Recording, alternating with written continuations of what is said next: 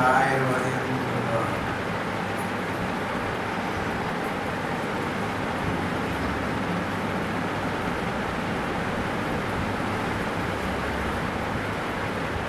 कुरुक्षेत्र प्रसंग कंस का उद्धार हो चुका था, कुछ समय व्यतीत हो चुका था, महाभारत युद्ध अभी नहीं हुआ। भगवान कृष्ण बलराम सभी यदुवंशी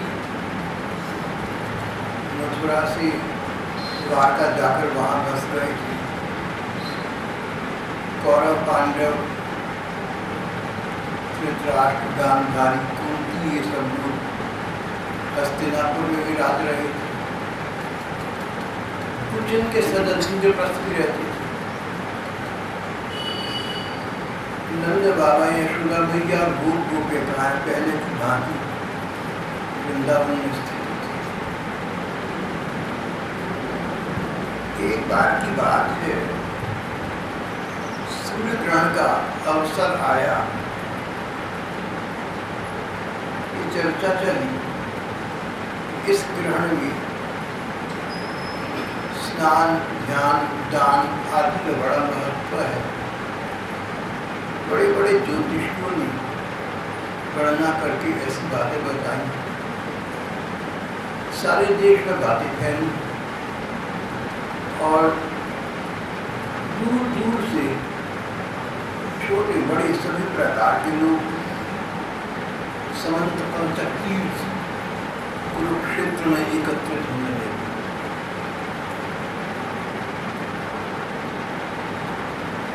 द्वारका से यदुवंशी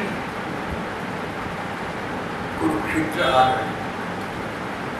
अक्रूर जी, वसुदेव जी, उग्रसेन, श्री कृष्ण बलराम सभी संगी साथी कुछ को छोड़कर कुरुक्षेत्र आ विराजे।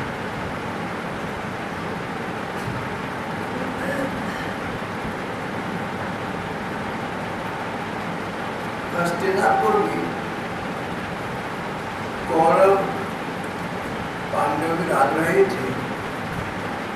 उन्होंने भी कुरुक्षेत्र आने का क्रम बनाया। कौरव, पांडव, युधिष्ठिर जी, दुर्योधन आदि और बड़े बूढ़े भीष्म पितामह, धृतराष्ट्र, गांधारी सभी लोग हस्तिनापुर से कुरुक्षेत्र पहुंचे। ये समाचार, सूर्य ग्रहण का समाचार मथुरा वृंदावन में जा चुका था। नंद बाबा और कुछ गोप गोपियों ने भी कुरुक्षेत्र आकर ग्रहण पर व्रत, उत्सव, ध्यान, दान करने का निश्चय किया। ये लोग कुरुक्षेत्र पहुंचे। धर्म ग्रंथ में कुरुक्षेत्र की बड़ी महिमा कही है। कुरुक्षेत्र बहुत पुरानी तीर्थ है। भगवान कृष्ण के काल में इसे समंत पंचक तीर्थ कहते थे। बाद में कौरवों का वर्चस्व बढ़ाकर ये कुरुक्षेत्र बना।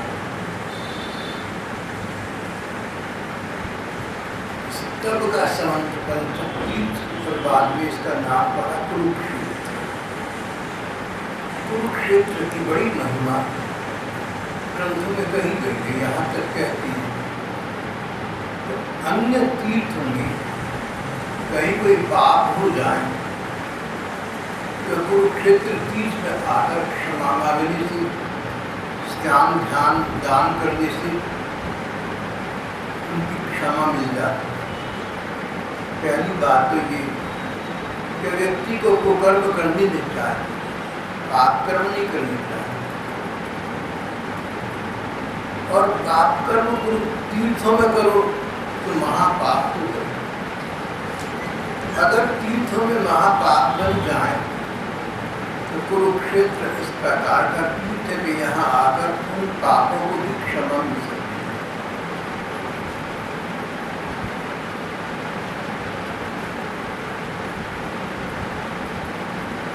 पर अगर कुरुक्षेत्र में आकर कोई पाप बन जाए वो अक्षम्य है। वज्र एको भविष्य, वो तो पत्थर के लकीर हो गया, उस अपराध का कोई शब्द संभव नहीं। कुरुक्षेत्र की इतनी महिमा हमारे धर्म ग्रंथों में कही है। इस बार सर्वग्राह सूर्य ग्रहण का केंद्र कुरुक्षेत्र ही था। सारे देश की जनता ने, छोटे बड़े सभी प्रकार के लोगों ने कुरुक्षेत्र आने का निर्णय कर लिया।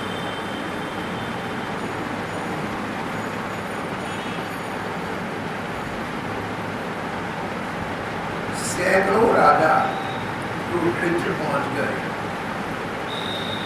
इनके अतिरिक्त, राजाओं के अतिरिक्त यदुवंशियों के परम हितैषी थे नंद बाबा आदि गोपगण। भगवान के दर्शन के चिरकाल से उत्कंठित कुछ गोपियां भी वहां आई। वह अपार जन समुदाय एकत्रित था, बेशुमार भीड़ थी। एक दूसरे को देखा, दूर से देखा, पर मन मुदित हो गया, प्रसन्न हो गया। एक दूसरे के दर्शन से सभी को बड़ा आनंद हुआ। सबके हृदय कमल खिल गए, सबके मुख कमल खिल गए। आशीष गाढ़न नई नई स्वर चला, सबके सब आनंद सागर में डूबने लगे।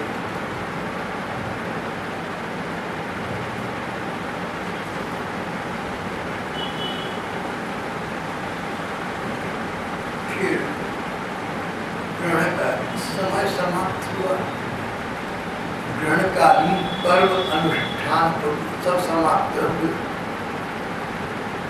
आने वाले लोग वापस जाने की जल्दी में हुआ करती। आज भी ऐसा है, पहले भी ऐसा था।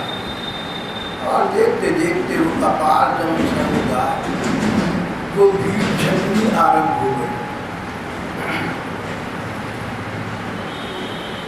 स्वतंत्र वर्ग रह गए। जिन लोगों के प्रियजन यहाँ आए थे, जिनका परस्पर सौहार्द का भाव था, वे लोग शेष रह गए। इनमें यदुवंशी, गौरव पांडव, नंद बाबा और गोपगण ये सम्मिलित थे। भीड़ छट गई। अब सब लोग एक दूसरे से प्रेम पूर्वक इस प्रकार का एक अखिल भारतीय स्तर पर राष्ट्रीय उत्सव, जहाँ तक मैंने थोड़ा बहुत पढ़ा है, एकमात्र यही हुआ कुरुक्षेत्र में। इससे पहले इस प्रकार के अखिल भारतीय उत्सव का कोई वर्णन मुझे नहीं मिला। हो सकता है कहीं हो, मैंने नहीं पढ़ा।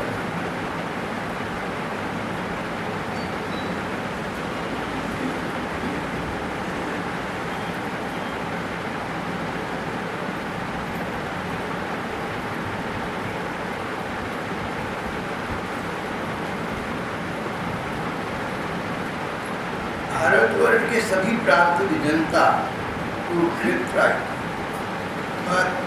तीर्थ यात्रायाम तत्रागन भारतीय प्रजा।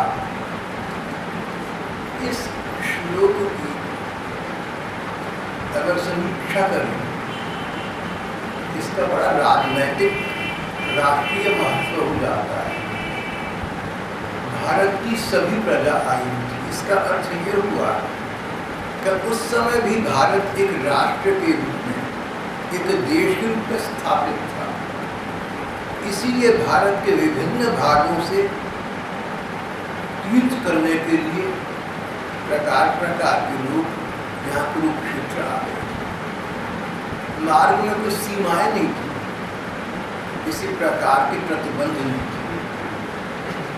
इस श्लोक के अनुसार उस समय भारत एक एकजुट राष्ट्र था। उसकी सीमाएं कितनी कहाँ थी ये तो सुनिश्चित सर्व नहीं कह सकते, पर कुछ राज्यों के नाम तो दिए हुए हैं। मत्स्य, कुशीनर, कोसल, विदर्भ, कुरु, कैकय, मद्र, कुंती, आनर, केरल और दूसरे अनेक प्रकार के अनेक देश प्रदेश के लोग यहाँ आए हुए थे। समय आया, एक समय आया था जब अपार जनसमूह एकत्रित हुआ था और बढ़ता जा रहा था, मालूम महासागर में कोई तूफान आया और तरंगें इकट्ठी हो गई। और उसी कुरुक्षेत्र में कुछ घंटों के बाद उसी दिन दूसरा समय आया, वो विशाल जनसमूह, अपार जनसमुदाय, वो भारी भरकम भीड़ छटने लगी, कम होने लगी। बस वही लोग शेष रह गए जो आपस के एक दूसरे जनों से मिलना चाहते थे। अपने देश से दूसरे देश आना तो आसान नहीं होता था, और तीर्थ करने के लिए जो लोग कुरुक्षेत्र आए, बहुत दूर के बाद, बहुत देर के बाद एक दूसरे से मिले थे। उन्होंने जाने की जल्दी नहीं, रोटी पी और फिर मिलकर बैठी।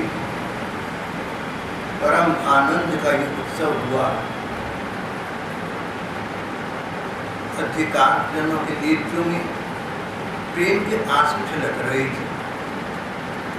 सबने एक दूसरे को यथायोग्य प्रणाम किया। छोटों ने बड़े बूढ़ों के चरण स्पर्श किए। बड़े बूढ़ों ने आशीर्वाद देकर, दुआ देकर उनको अपना स्नेह प्रदान किया, उनके भविष्य के लिए शुभकामनाएं प्रदान की। कुछ अन्य प्रौढ़जनों के प्रति अन्य जनों ने करबद्ध नतमस्तक प्रणाम किया, माथा झुकाया, हाथ जोड़े और उनका नमन किया, उनको नमस्कार किया। जो लोग आयु में समवयस्क थे, बराबर के थे, उन्होंने एक दूसरे को हाथ जोड़कर नमस्ते राम राम किया, हाथ मिलाए। इस प्रकार सभी लोग एक दूसरे का आयु और संबंध के अनुसार स्नेह सम्मान कर रहे थे।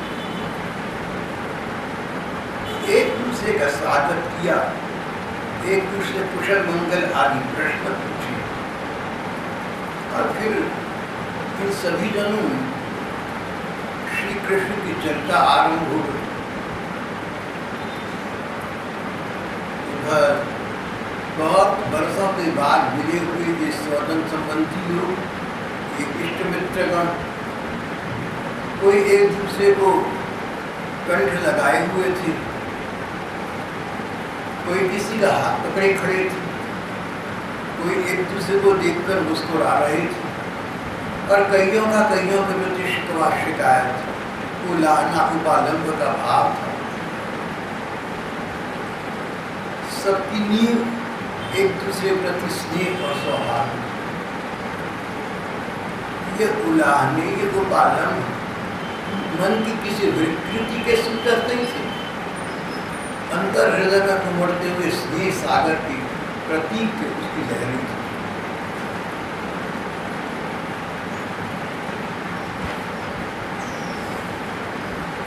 कुंती माता कौरव पांडवों के साथ हस्तिनापुर रहती, हस्तिनापुर मेरठ के पास, उत्तर प्रदेश।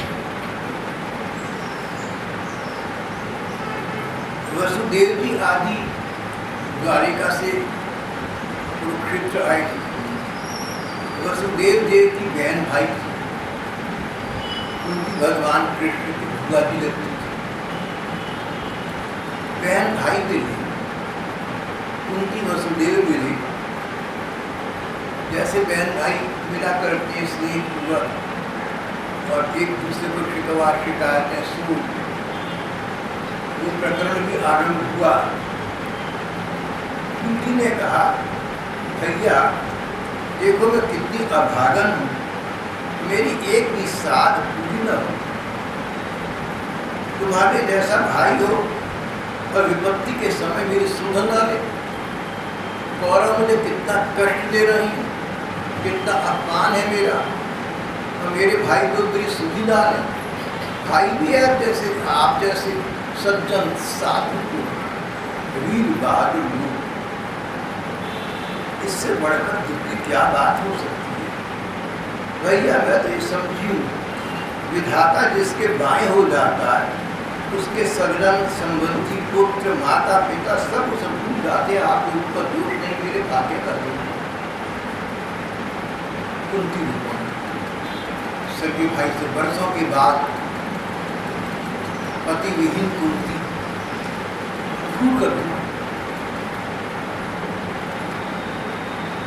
वसुदेव जी बड़े प्यार से कहना कि आसन पूछी, बोले बहन बुलाना मत, अपने को हमसे अलग न समझो, हम भी तुमसे अलग नहीं है। देखो सभी मनुष्य भाग्य के खिलौने हैं। ये सारा संसार भाग्य के अंतर्गत रहकर विवश होकर कई कर्म करता है और कई कर्म करना चाहता है, पर भाग्य उसे करने नहीं देता। कंस सताए हुए हम लोग इधर उधर दिशाओं में भागे हुए थे।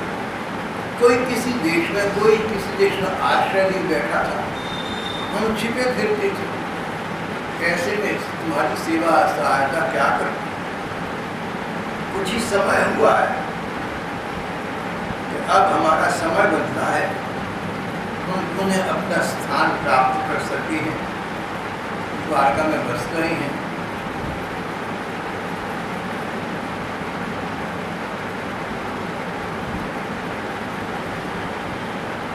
यदुवंशियों ने भगवान कृष्ण के माता पिता वसुदेव देव और राजा उग्रसेन आदि इन सब लोगों का बहुत सम्मान किया। श्री कृष्ण के दर्शन पाकर तो ये लोग परमानंद और शांति का अनुभव करते हैं।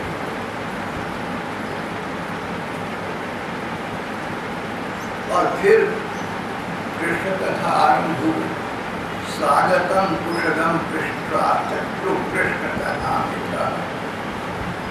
व्रजवासियों की, यदुवंशियों की, पांडवों की, ऋषि मुनियों की, देवताओं की, साधु सज्जन पुरुषों की, सबकी पारस्परिक चर्चा अंत में उसका पर्यवस्थान श्री कृष्ण की कीर्ति कथाओं में जैसे तैसे करके बात श्री कृष्ण पर आ जाती, फिर उनका गुणगान आरंभ हो जाता। उनकी अद्भुत लीलाएं, उनकी प्रेमवश्यता, भक्तों के प्रति उनका स्नेह सौहार्द का भाव, उनके प्रकार प्रकार के अंतरंग लीलाएं, गोपिकाओं को सनाथ करना, उनको कृतार्थ करना, ये मुख्य विषय सब जगह आरंभ हुआ करते हैं। वही कथा, वही चर्चा अब यहाँ होने लगी।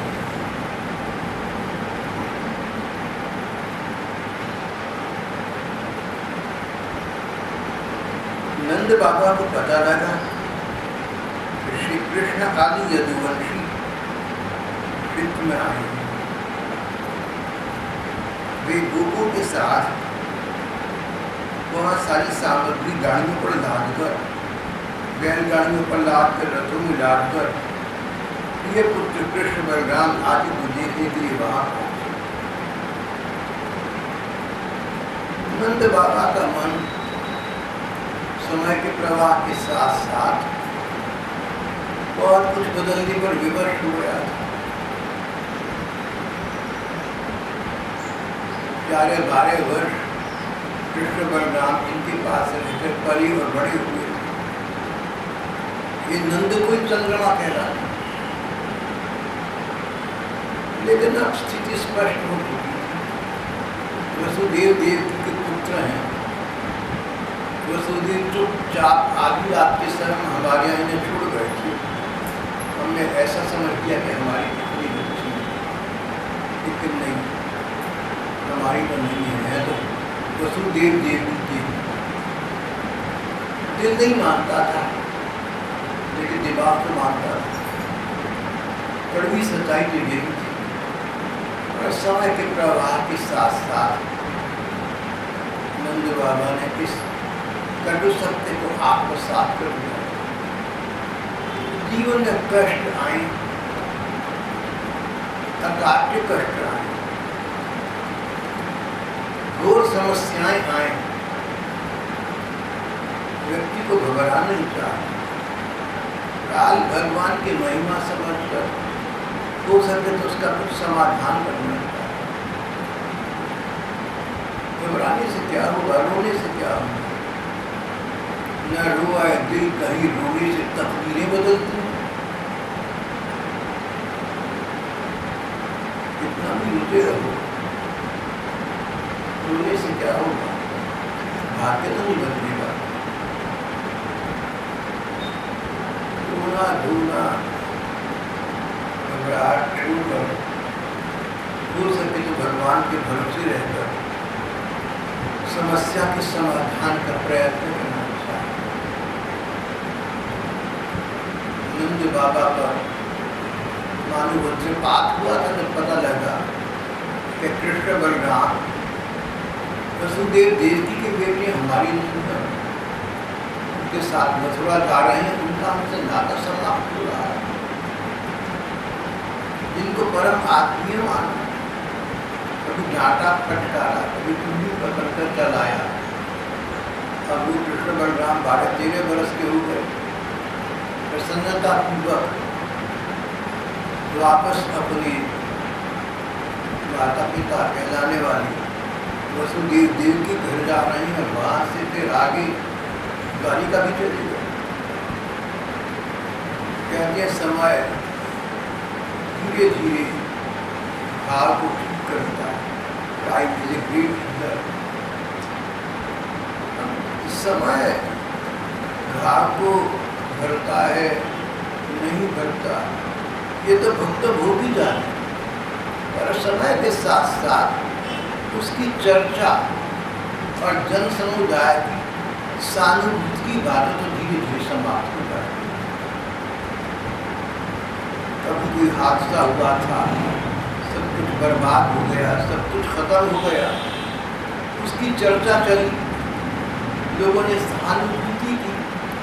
समय के प्रवाह के साथ साथ वो चर्चा, वो सहानुभूति तो शून्य प्राय हो जाती है।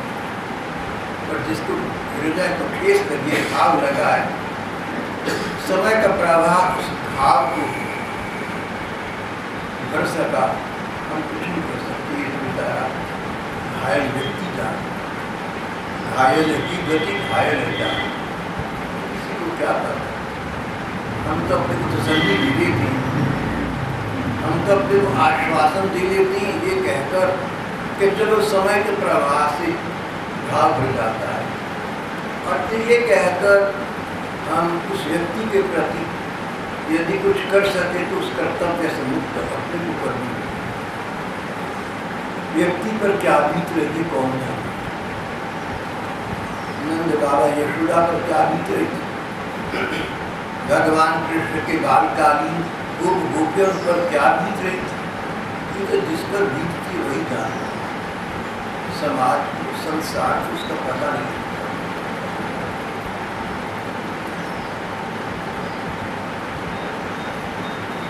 नंद बाबा आदि गोपों को देखकर सब के सब यदुवंशी आनंद से भर गए।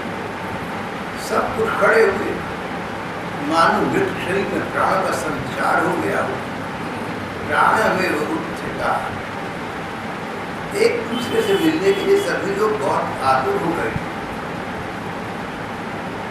चिर दर्शन का चिरकाल से एक दूसरे के दर्शन के लिए कातर उत्कंठित हो रहे थे। कौन कितना उत्कंठित हो रहा था कौन कह सकता है। और देर तक ये सदन वर्ग एक दूसरे को कंठ लगाई रहे, हृदय से लगाई रहे। वसुदेव जी ने नंद बाबा को हृदय से ऐसे लगा दिया हुआ था कि उनसे विलग न होना चाहते थे। वसुदेव जी को एक एक करके सारी बात, एक एक करके पूर्व प्रणय की स्मृतियाँ विमल होने लगी। एक एक करके पुरानी बातें नंद बाबा को देखकर याद आने लगी। किस प्रकार उन्होंने नवजात शिशु कृष्ण को आधी रात के अंधकार के प्रवाह में यमुना पार करके इन नंद बाबा के घर पहुंचाया। 12 बरस ही वहां रहे।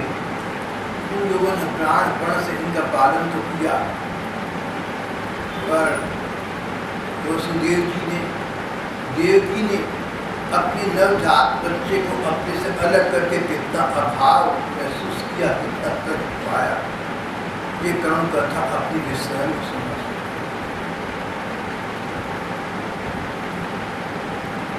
उसके 6 बच्चे मार दिए जाए, पता लगे कि 7वां बच्चा प्रकृति ने समाप्त कर दिया जन्म से पूर्व तक। और 8वीं संतान भी अपने को न मिल सकी, अपने हाथों उसको दूर छोड़कर आना पड़ा। 12 बरस तक उसको दर्शन न हुए। ऐसे अभागी माता पिता बेचारे, ऐसे अभागी वसुदेव देव नंद बाबा को गले लगाए खड़े थे वसुदेव जी, और एक एक करके उन्हें श्री कृष्ण संबंधी की घटनाएं याद आ रही थी। किस प्रकार कंस उन्हें सताता था। भगवान कृष्ण ने यशोदा के पिता नंद बाबा को हृदय से लगकर उनके चरण प्रणाम किया। उस समय प्रेम के उद्रेक से श्री कृष्ण का गला रुंध गया, वे कुछ बोल न सके। यशोदा नंद बाबा ने उन्हें अपनी गोद में बैठा दिया। भूल गए कि समय व्यतीत हो गया, भूल गए कि इतने बड़े हो गए, भूल गए कि इनके विवाह हो चुके। 12 बरस के बाद बच्चा मिला तो याद न आया कि तब गृहस्थ हो चुका। 12 बरस तो बहुत, और 12 बरस के बाद बरसों और भी तो बीत चुके। 20वें और 30वें बरस के बाद बच्चा मिला, माता पिता को भूल गया। उनको यही लगा कि वृंदावन वाला हमारा लाडला लाल है, छोटा कृष्ण है, यही नटखट चंचल श्याम सुंदर। गोद में बिठा लिया, लाड़ लड़ाने लगे, माथा कुछ काटने लगी, बार बार उनको हृदय से लगाने लगी।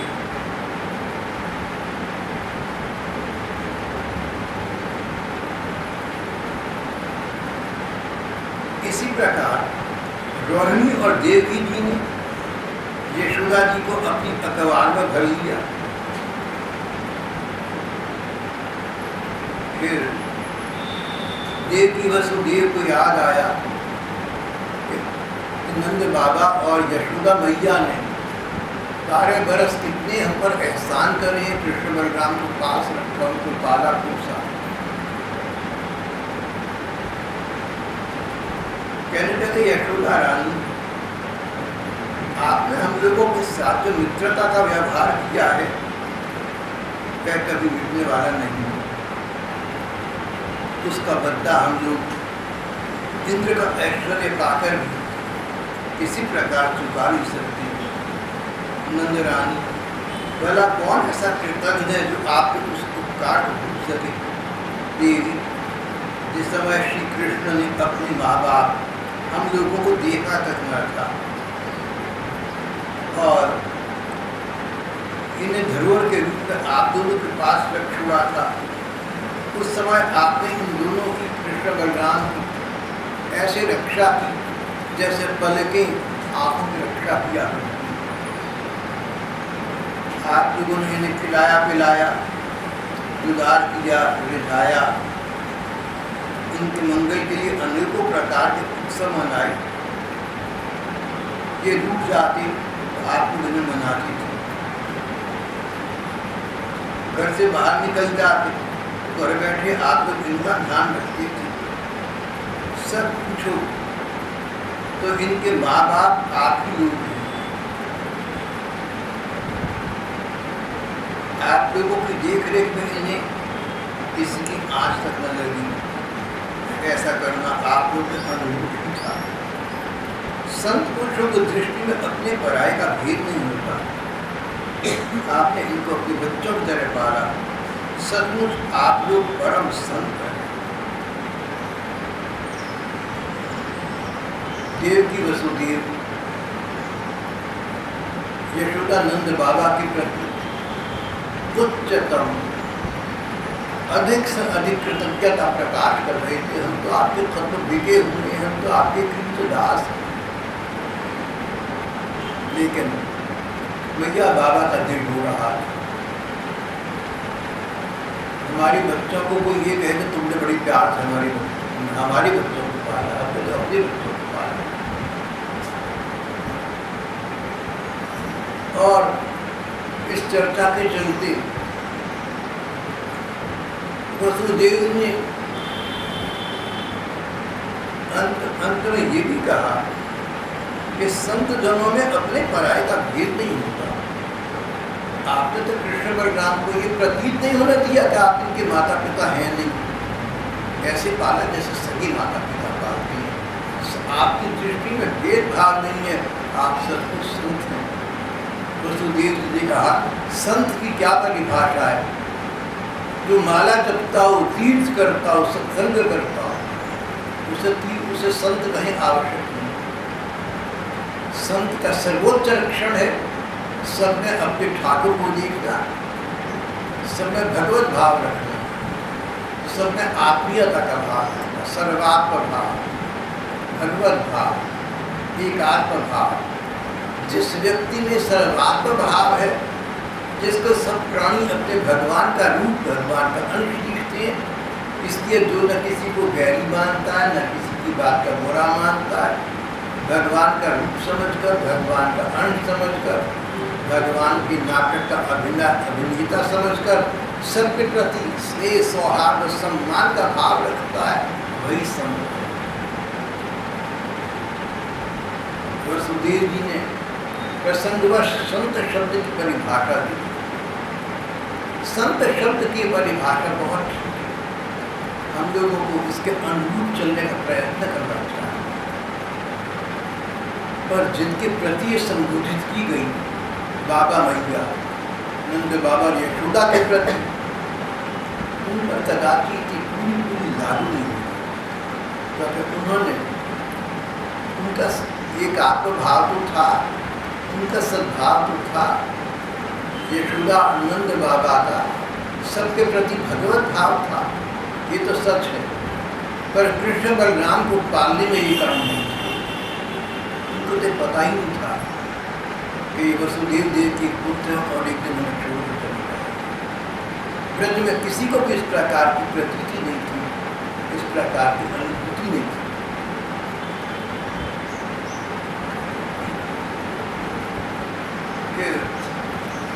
जहाँ कृष्ण चलता हो, भक्तजनों में, सज्जनों में कुछ भी चलता हो, अंततः श्री कृष्ण पर आ उतरती थी। और श्री कृष्ण की कीर्ति कथाओं का कथन हो, गायन हो, तो गोपिकाओं का नाम आ रहा है। जब श्री कृष्ण मथुरा आ गए थे, 13 बरस यहाँ रहे, तब भी पल पल पर गोपिकाओं के सौभाग्य की सराहना नर नारी गण किया। यही स्थिति द्वारिका में श्री कृष्ण की कथा होगी, चर्चा होगी, सराहना होगी, तो गोपिकाओं का प्रसंग आ जाएगा। यहाँ भी यही बात है, श्री कृष्ण की चर्चा चल रही है, सदन वर्ग से मिलने की चर्चा चल रही है। सुखदेव जी कहते, परीक्षित, मैं पहले ही कह चुका हूँ, गोपियों के परम प्रियतम जीवन सर्वस्व श्री कृष्ण ही थी। मैंने तुम्हें बताया था कि गोपिकाएं श्री कृष्ण का वियोग सहन नहीं कर सकती।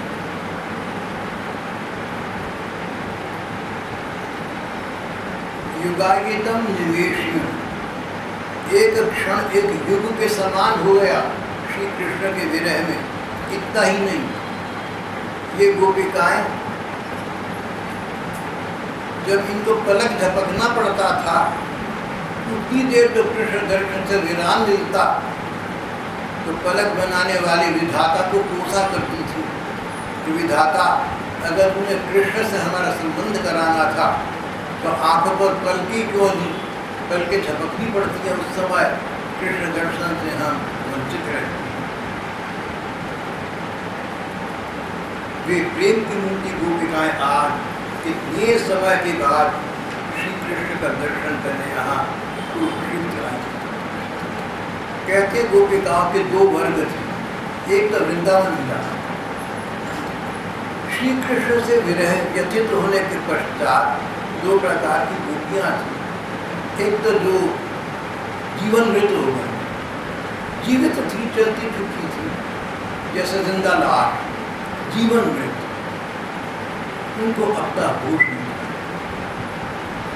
और दूसरी गोपिकाएं जिनको थोड़ी बहुत संज्ञा प्राप्त थी, जिनको कुछ चेतनता प्राप्त थी, वे बाबा के साथ कृष्ण दर्शन के लिए कुरुक्षेत्र आ गई थी।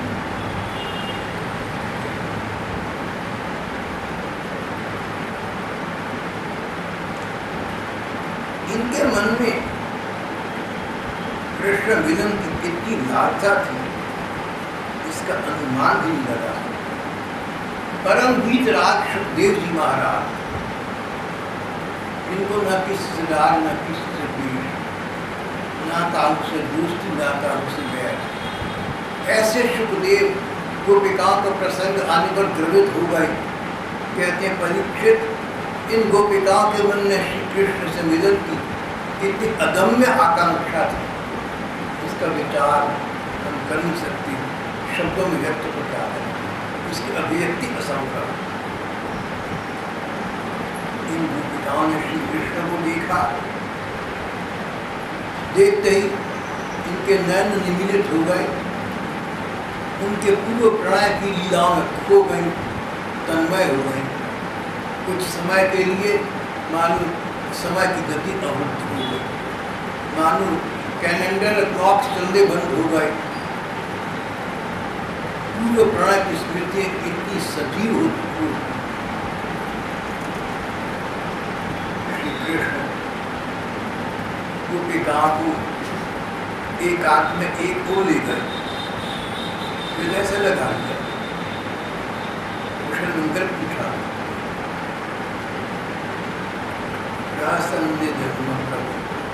और वही पुरानी आदत मुस्कुराकर बोली,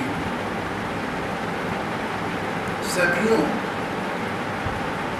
हम लोग अपने सदन संबंधियों का काम करने के लिए घर से बाहर चल लिया है, और इस प्रकार तुम्हारे जैसे प्रियसियों को छोड़कर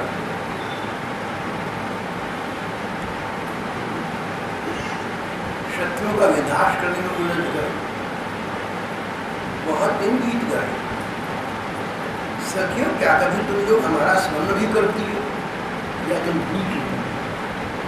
जो गोपिकाएं श्री कृष्ण के स्मरण में अब तक को विस्तृत कर चुकी थी, उनसे श्री कृष्ण ही पूछ रहे हैं,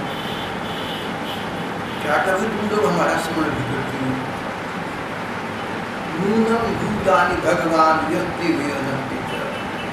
मेरी प्यारी गोपियों, कहीं तुम लोगों के मन में ये आशंका तो नहीं हो गई कि मैं नाशुक्रा हूँ, मैं कृतज्ञ हूँ, और ऐसा समझकर तुम लोग हमसे बुरा मानकर बैठ गई? देखो, काल भगवान ही प्राण में संयोग और वियोग के कारण है।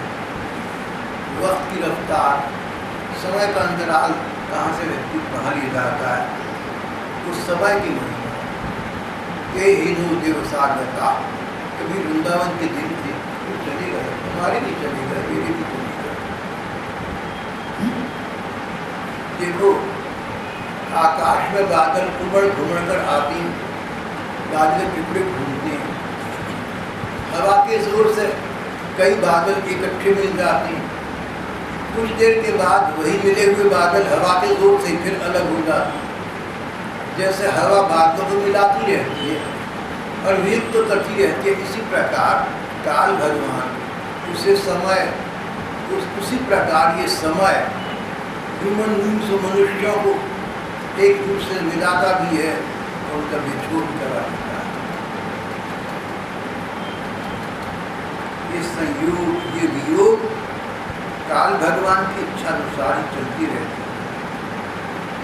पर देखो गोपियों तुम्हारी पर भगवान ने देखा कि गोपिकाएं कुछ सामान्य मनोस्थिति को प्राप्त हो गई, कुछ नॉर्मल हुई। भगवान ने कहा पर तुम्हारी पर तो ये बात लागू नहीं है, तुम्हें तो मेरी प्रेम भक्ति प्राप्त हो चुकी है, इसके बाद तो कुछ शेष रहता ही नहीं। तुम अपने मन को ये समझा लो कि वह तुम्हारी पास, तुम्हारी साथ, जैसे घड़े के अंदर भी आकाश है, खाली जगह, बाहर भी खाली जगह, इसे तकनीकी भाषा में आकाश कहते हैं।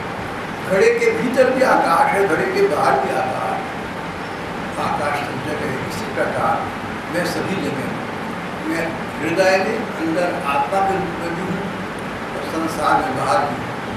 मैं जीवन के रूप में भी मैं ही हूँ, मृत्यु के रूप में भी मैं हूँ।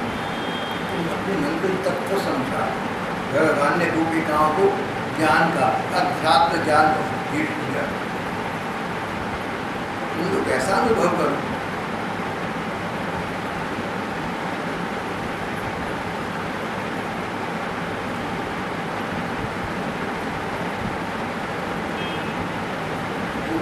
सुना,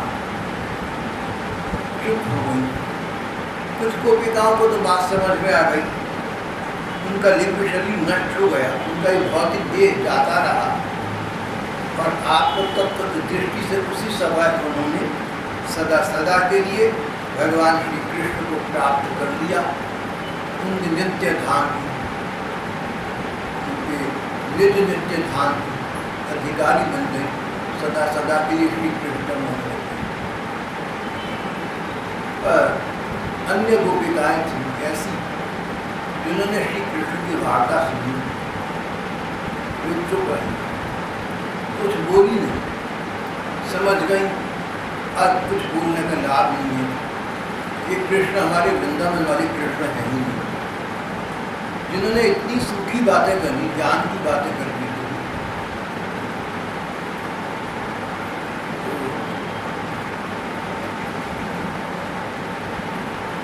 आया तुम्हें तो दिल को लगा, तुमको खो दिया। अब तक तो सारी जिंदगी इस बेहोशी में बिताई कि कभी ना कभी कृष्ण मिलेंगे, अब कृष्ण मिले तो पता लगा इनका मन कुछ बदल। आया तुम्हें तो दिल को लगा, तुमको खो दिया, तो वो कृष्ण नहीं मिला। तो तुम सब आग्रह क्या करना है, तर्क क्या करना है, युक्ति है क्या देनी है, अपने दिल का रोना तुमसे क्या रोना है। कभी लगता था कि कृष्ण मिलेंगे, उनके साथ मिलकर रोकर अपनी व्यथा गाथा को हल्का करेंगे, पर ये तो संभव नहीं, ये भी संभव।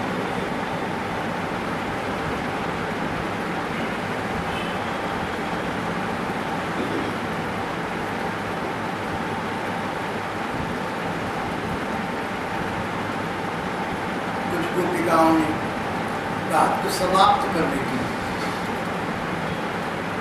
सच्चे दिल से पता नहीं, रात को प्रकरण को समाप्त करने की कुछ गोपिकाओं ने कहा कि कृष्ण तुम परमात्मा हो, हम जानते हैं, हमारे चरणों का चिंतन ब्रह्मादि और शिव जी किया करते हैं, बस ऐसी कृपा करो कि हम घर गृहस्थ में चाहे लगे रहें पर तुम्हारा स्मरण हमारे हृदय बना रहे, एक क्षण के लिए भी हम तुम्हें न भूलें।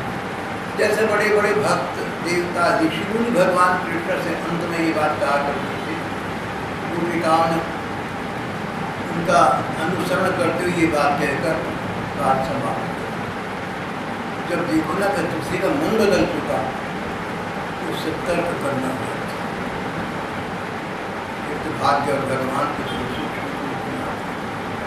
वहीं पर शांति, वहीं पर दिखाए और ये लंबा नाटक यवनिका पाठ अंतिम पर्दा पड़ गया, नाटक समाप्त हो गया, सब अपने अपने